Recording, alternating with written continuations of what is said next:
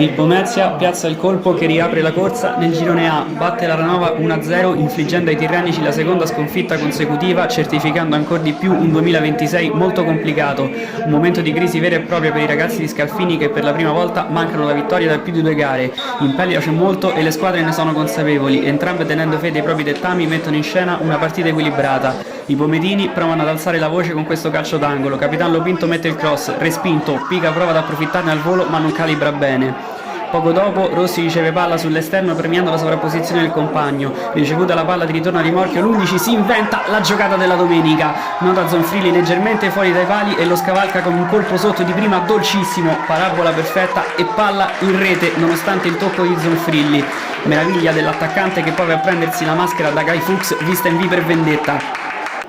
Il duello tra Rossi e Zonfrilli si rinnova poco più avanti, palla in profondità per l'attaccante, lasciato solo controlla da uno sguardo alla porta e calcia improvvisamente, Zonfrilli è di nuovo fuori posizione ma stavolta riesce a metterci una pezza. Nella ripresa i ragazzi di Scalfini nel frattempo espulso mostrano un altro piglio e aggrediscono la partita, al settimo la Ruffa disegna la palla perfetta per Teti che incorna, il palo si oppone, passano pochi secondi e la Ranova torna a bussare, Marino gestisce, poi trova la traccia interna per Ferrari, il 7 si costruisce lo spazio e va al tiro, stavolta è giornale a dire no con prontezza. Notate le difficoltà, Bailon cala l'asso dalla manica, Damiani entra e dopo pochi minuti si rende protagonista, recupero palla alto del Pomezia, poi il 9 entra in area e prova in diagonale, Zonfrilli si oppone, nel finale la Ranova prova il forcing ma in maniera confusionaria, De Lillo sfiora il gol con questa punizione sulla traversa, 3 punti d'oro per il Pomezia che plana sul podio.